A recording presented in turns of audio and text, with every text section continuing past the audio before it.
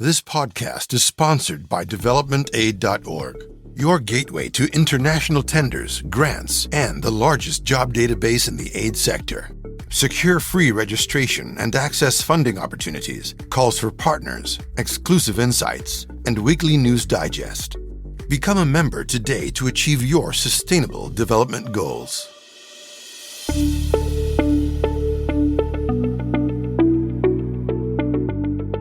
Hello everyone and welcome to Developmental Dialogues. I'm your host, Hisham Alem.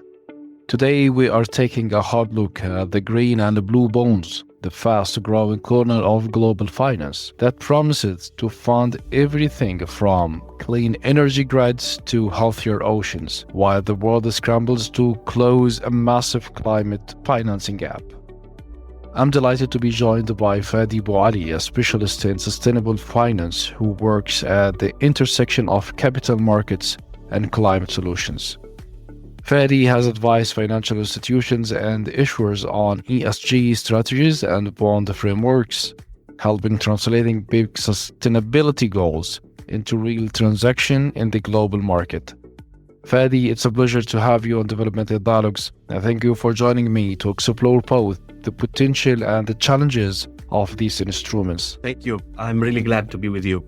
Fadi, for listeners new to this topic like me, would you explain green bonds versus blue bonds simply? What is the main difference, and are they just regular loans with a green label? Simply, the green bonds and regular loans are identical twins with different jobs. So structurally, they are just like regular loans. An issuer borrows money and promises to pay it back with interest in a simple way. When it comes to label matters, the difference isn't just a label, it's a legal contract on where the money goes.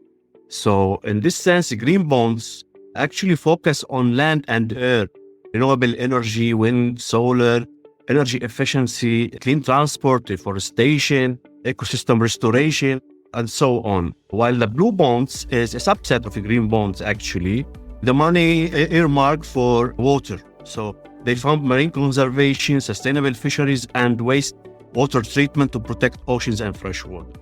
Here is very important the difference between the green bonds and the regular ones.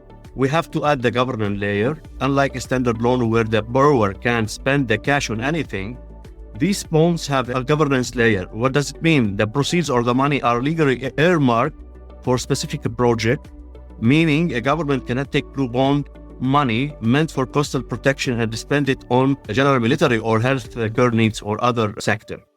This is an important point, and I think we're gonna dig deep to it later on. But for this introduction, that sets the stage nicely for how these bonds originated and evolved. Now I'd like to discuss how does a country issue a blue bond for coastal protection, who checks where the money goes, as you have said, and what stops it from getting lost in general spending. Actually, this scheme follows the green bond principles.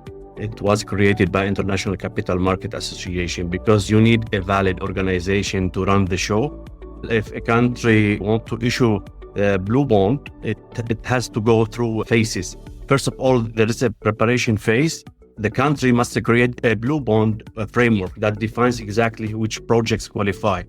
For instance, mangrove restoration versus a commercial port. Here we're talking about grey infrastructure. And here it should be like the involvement of Ministry of Environment, Ministry of Oceans. I don't know, it depends on the country itself.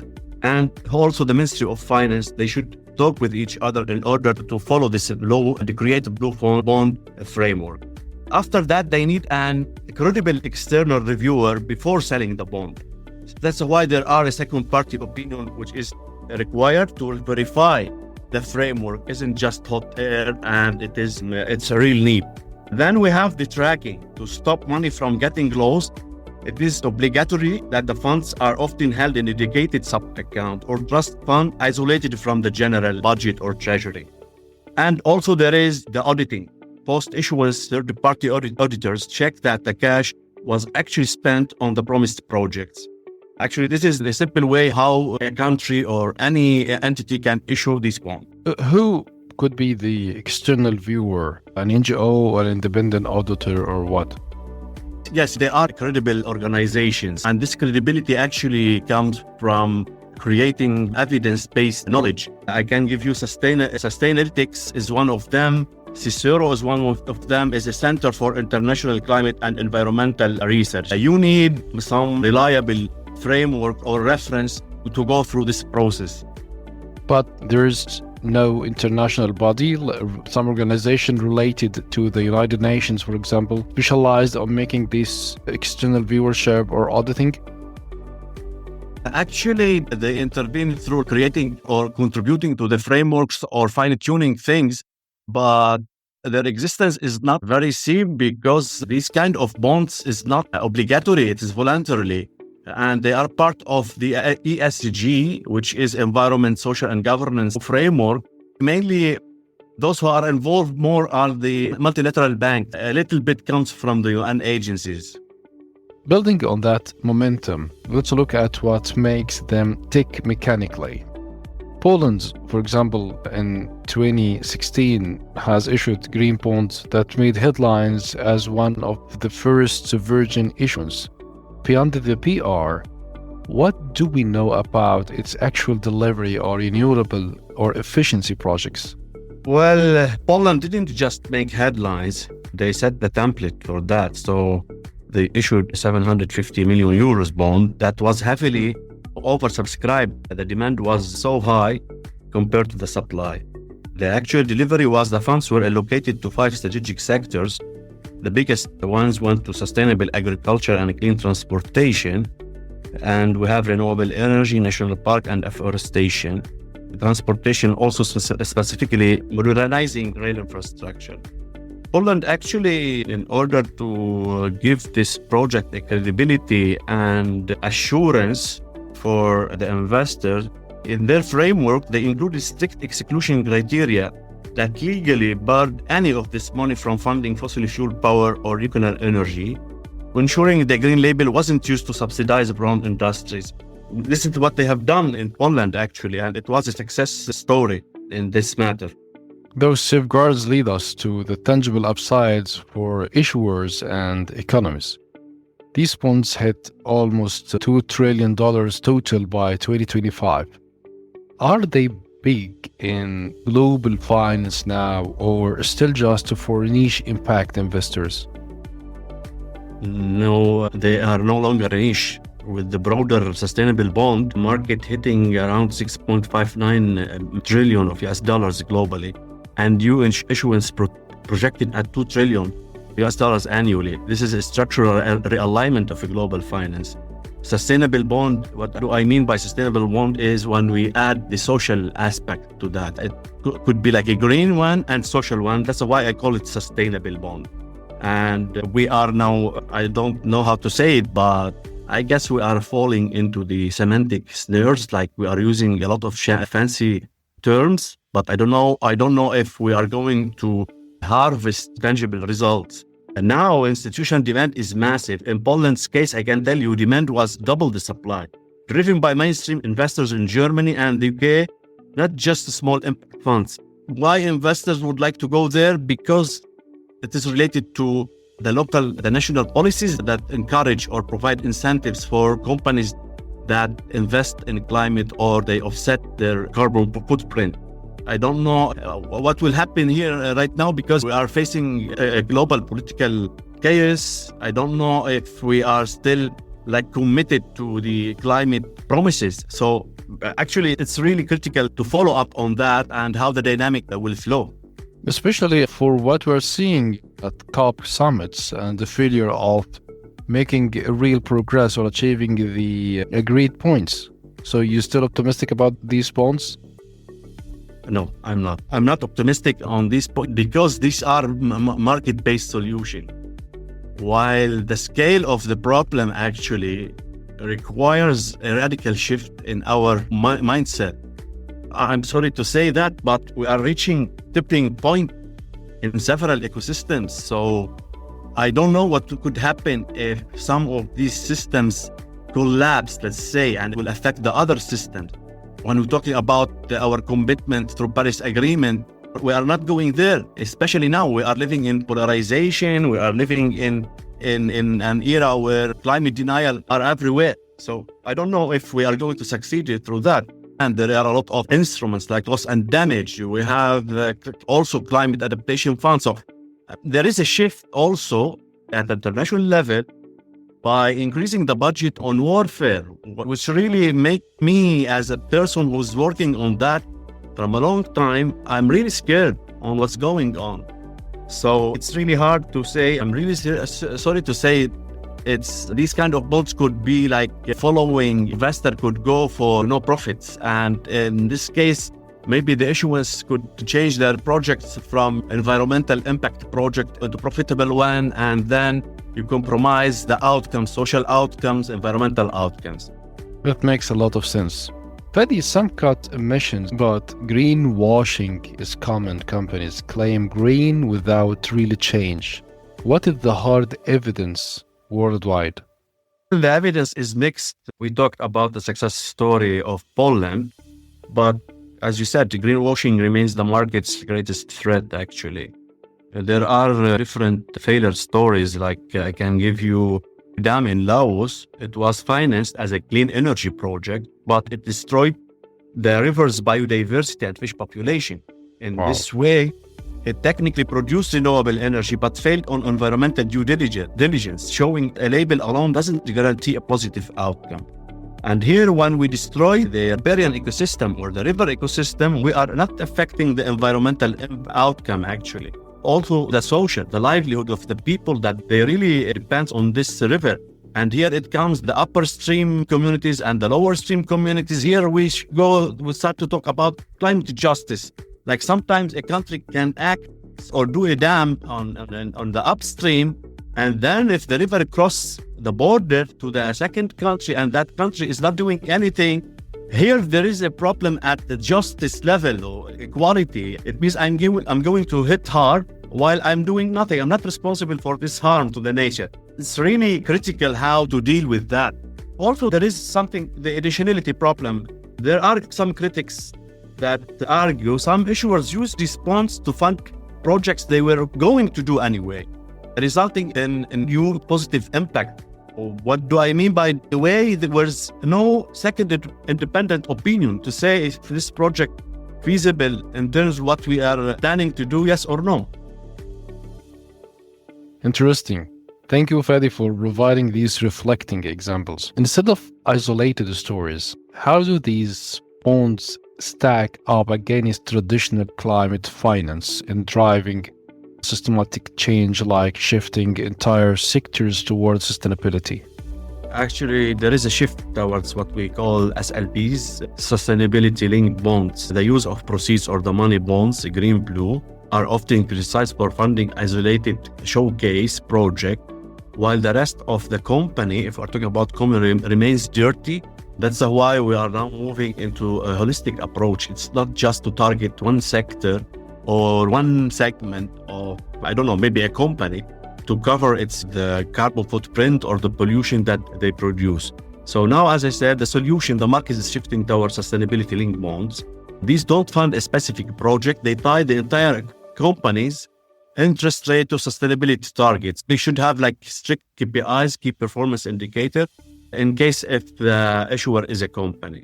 Also, there is a systemic pressure in order to avoid that. For example, if a country misses its emission reduction target, the interest rate on the bond goes up, steps up. This forced the entire entity to transform, not just one department. It's as if through practice you find a lot of leakage, then you have to close this leakage by introducing something, a policy or a new framework, in order to fine-tune things. But why they didn't start by sustainability-linked bonds? Because they were not aware of these problems. So when they started the green and the blue bonds, then it appears, okay, there is stories and it's not holistic. That's why we have to include social as well in the framework. And who puts those KPIs? The KPIs, actually, they are the guidelines that are created by the International Capital Market Association, because also they set the green bond principles, and there is a kind of consensus on that. because it is like a participatory approach. They learn from what they are doing. And also sometimes the World Bank also support in developing or generating these KPIs in order to measure the outcome, not the output itself. That's a helpful way to frame it.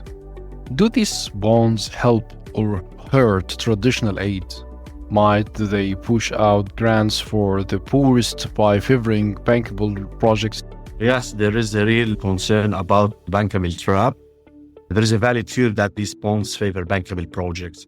What do we mean by bankable projects? Those that generate revenue, profit, fast profits, over essential social services that don't make money. So yes, there is a concern. While private capital grows, traditional development aid has stagnated. So yes, we have this kind of dynamic.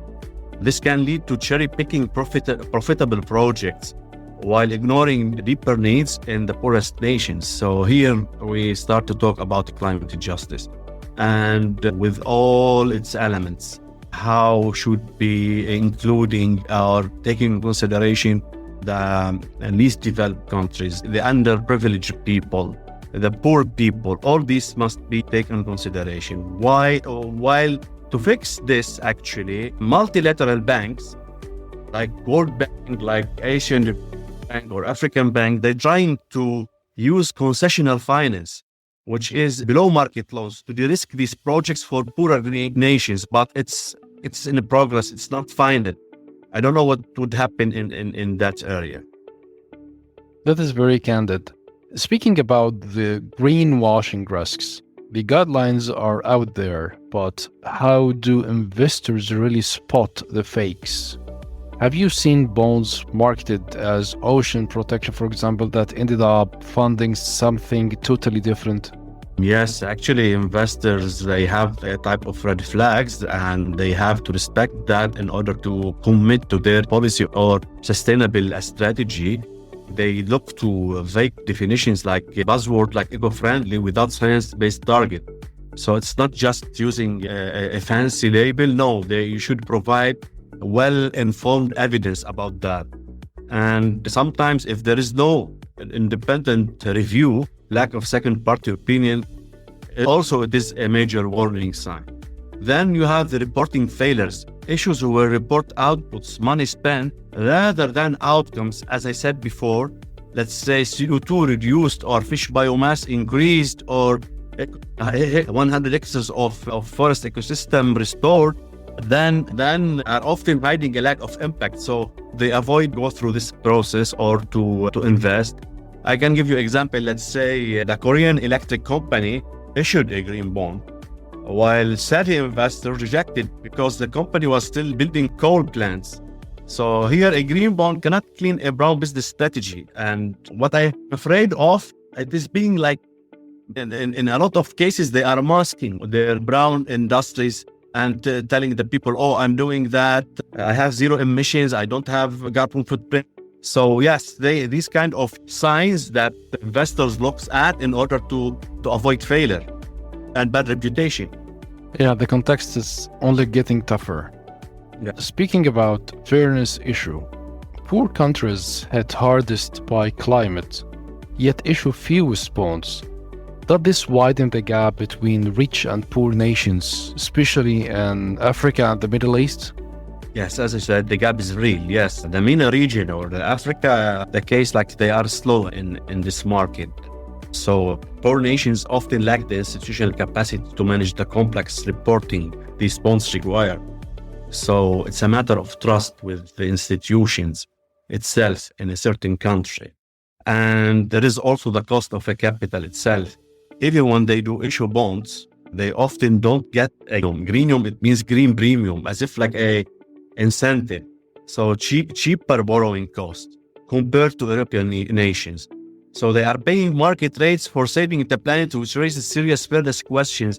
Here, why, let's say, European institutions could have this premium or green premium? Because they have solid institutions and trusted institutions. So these are the really major problems and challenges for let's say Global South in order to adopt this scheme, you need a level of transparency and accountability in the country. At the end, it is a loan, and the loan that is paid by the citizens. So who's gonna benefit from this loan? And then later on, all the people will pay for it, poor and rich and middle class. So it's really not easy to do it and follow it and report it. Yeah, this is the case, actually. I'm sorry to say that, but this is really a fairness issue, as you said. Thanks, Fadi, for unpacking that. Moving to who can buy. Can everyday investors join or only big institutions? Yields are often lower. Is that real demand or just show? Actually, it's a wholesale market. So in most jurisdictions, these are wholesale products for big institutions. While retail, there is a warning in retail because everyday investors should be very careful. So direct offers on social media are often scams. Also, there is a kind of fraud in this area. The yields in Europe, as I said, there is a greenium, which is green premium, lower yield for investors, meaning investors strictly want these assets. So in emerging market, this discount is inconsistent and often requires guarantees from the World Bank to exist. So this is the case. In some cases, the big institutions can go for retail selling of these bonds in a way or another. It depends on the cases. It's not generalized. That's a strong challenge to all of us. Yes, of course. By 2030, can blue bonds transform ocean projects at a scale like Lebanon's coast, for example, or will fossil fuels hold them back? If we talk about Lebanon, there is a potential. So Lebanon has a 30 times 30 goal, which is protecting 30% of marine space by 2030. However, blue bonds could finance wastewater treatment, clean the sea for tourism and marine protected areas. But we have a huge obstacle, which is related to the political aspect.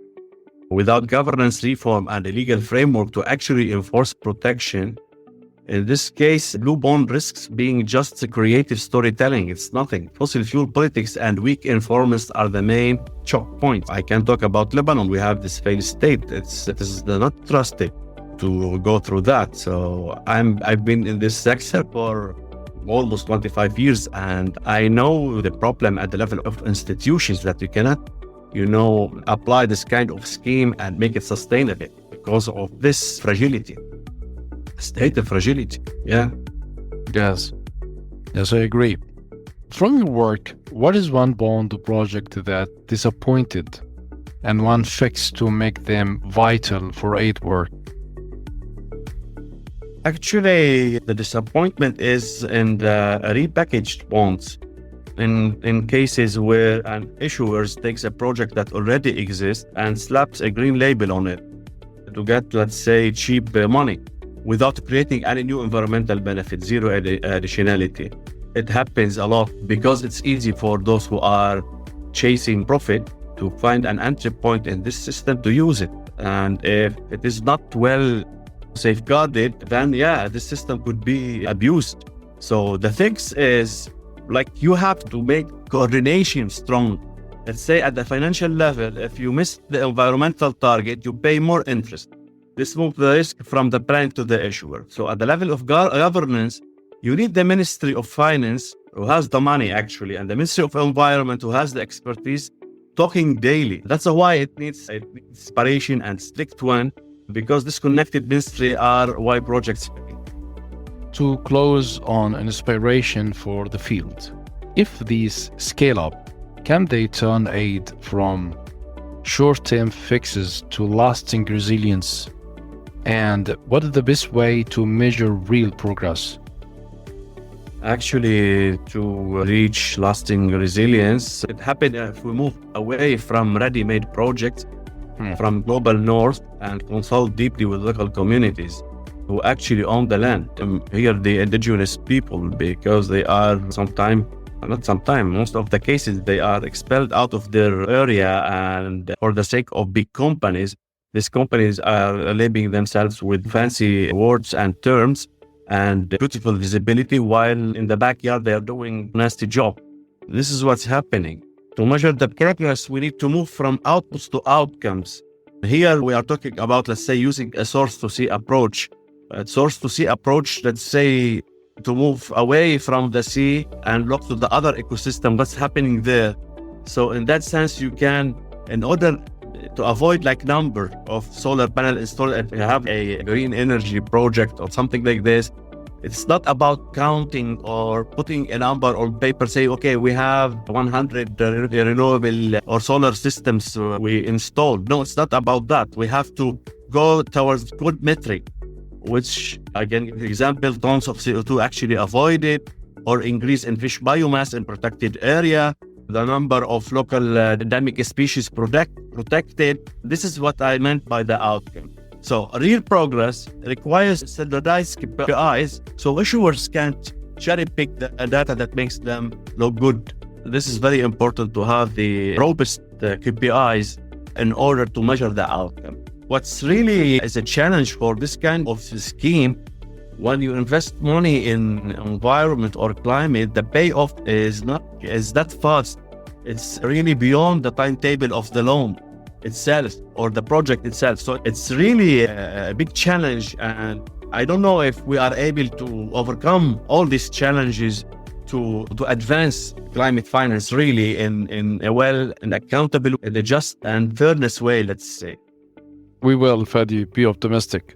Thank you for joining Development Aid Dialogues and for bringing such a clear, grounded perspective to the world of green and blue bonds. For our listeners, this conversation is a reminder that climate finance is no longer a niche topic. It's a reshaping how governments, investors, and communities think about risk, opportunity, and responsibility on a global scale. If you found this episode useful, please follow and subscribe to Development Aid Dialogues on your favorite platform and share it with colleagues and partners interested in the future of sustainable finance. I'm Hisham Alam signing off. Thank you for listening and see you next time. Goodbye.